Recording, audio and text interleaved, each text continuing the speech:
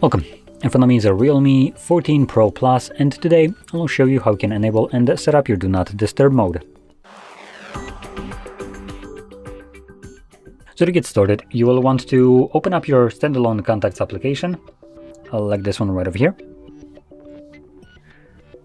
Then we're gonna click on Organize right over here, and you wanna select Manage SIM.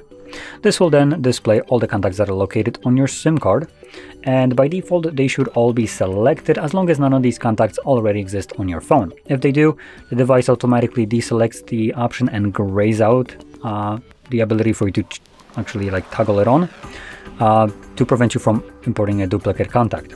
Now additionally, on in your phone you might have a drop-down menu right here below Manage SIM and your first contact, which would allow you to switch between, for instance, importing contacts to your device or to your Google account or any kind of other accounts that you might have signed in. So in this case, you can obviously select where you will import your contacts to. I don't have any account signed in, so it automatically defaults to the only option I have, which is the phone itself.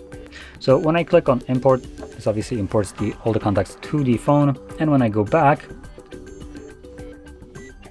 you can see all the imported contacts right over here.